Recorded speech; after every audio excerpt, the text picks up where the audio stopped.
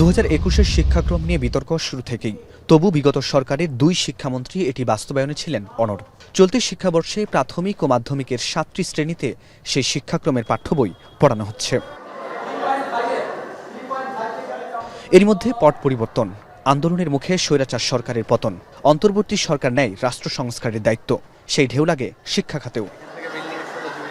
শিক্ষার সীমাহীন দুর্নীতি আর বৈষম্যকে দূর করতে কাজ করছে শিক্ষা মন্ত্রণালয়। বিশেষ করে যেই পাঠ্যক্রম নিয়ে ছিল সবচেয়ে বেশি বিতর্ক, সেটি পরিমার্জনে সবার আগে হাত দেয় সরকার। এ অবস্থায় শনিবার সকালে ওসমানী স্মৃতি মিলনায়তনে বিশ্ব শিক্ষক দিবসের অনুষ্ঠানে বর্তমানে শিক্ষার বিভিন্ন অসঙ্গতি তুলে ধরে প্রবন্ধ উপস্থাপন করেন ঢাকা বিশ্ববিদ্যালয়ের IER এর এই অধ্যাপক। তিনি বলেন, অনেক শিক্ষক নিজেই কারিকুলাম বোঝেন না, বুঝতে চেষ্টাও করেন না। সেটা থেকে যেমন বের হতে হবে, তেমনি শিক্ষা প্রতিষ্ঠানে শিক্ষকদের জন্য বৈষম্য ও নিপীড়নমুক্ত পরিবেশ তৈরি করতে হবে। শিক্ষকদের একটা বড় প্রবলেম হচ্ছে আমরা অনেক সময় কারিকুলাম নিজে বুঝি না। আমাদের অনেক রিসার্চে বেরিয়ে আছে শিক্ষকরা কারিকুলামের মূল যে ইন্টেনশন, সেই ইন্টেনশনটা না বোঝে সেই কারিকুলাম বাস্তবায়ন করতেছে। এবং পৃথিবীর এমন দেশ কম খুব খুঁজে পাওয়া যাবে যেখানে প্রি সার্ভিস এডুকেশন নাই, কিন্তু আমাদের বাংলাদেশে এটা দিনের পর দিন চলে আসছে। আমার মনে হয় এটা বন্ধ করার এখনই যুক্তির সময়। শিক্ষকদের বেতন কাঠামো সহ অন্যান্য বৈষম্য নিয়ে শিক্ষা উপদেষ্টা প্রধান অতিথির বক্তব্যে বলেন, সরকারি ব্যয়ের অপচয় ও দুর্নীতি কমানো গেলে শিক্ষায় বিনিয়োগ বাড়ানো সম্ভব হবে। সরকার সেটা নিয়ে কাজ করছে। শিক্ষার বৈষম্যই অর্থনৈতিক বৈষম্যের মূল কারণ বলে মনে করেন তিনি।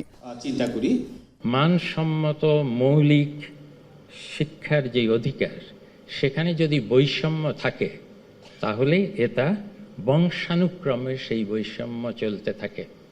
আগের কালে জমিদার এবং ভূস্বামী এদের বংশানুক্রমে বৈষম্য, ধনী হতে বলে বৈষম্য তৈরি হতো। এখন কিন্তু শিক্ষার বৈষম্যই অর্থনৈতিক বৈষম্যের সবচেয়ে বড় কারণ। আগামী শিক্ষাবর্ষের শুরুতে শিক্ষার্থীর হাতে বই তুলে দেওয়ার বাধ্যবাধকতার কারণে 2-3 সপ্তাহের মধ্যেই পাঠ্য বইয়ের সংস্কার করা হয়েছে বলে জানান শিক্ষা উপদেষ্টা। এটির আরও সংস্কার প্রয়োজন আছে এবং পরে আরও সংস্কার করা হবে। বলেন, ছাত্র আন্দোলনের পর পাঠ্য বইয়ে নতুন ইতিহাসের পর্বগুলোও স্থান পাওয়া প্রয়োজন। দেশের উপযোগী জাতীয় শিক্ষানীতি তো দূরের কথা, আমরা অন্তর্বর্তী সরকারে এসে স্কুলের শিক্ষাক্রম নিয়েই একটা বিশৃঙ্খল অবস্থার মধ্যে পড়েছি। ছাত্র জনতার অভ্যুত্থানের প্রেক্ষাপটে স্কুলের পাঠ্য বইগুলোতে নতুন দেশ গড়ার একটা প্রত্যয় প্রতিফলিত হওয়া তো অবশ্যই দরকার। বক্তারা বলেন, শিক্ষা প্রতিষ্ঠান থেকে যেন দক্ষ মানব সম্পদ তৈরি হয় সেদিকেও খেয়াল রাখতে হবে। ফরহাদ বিন নূর, এখন, ঢাকা।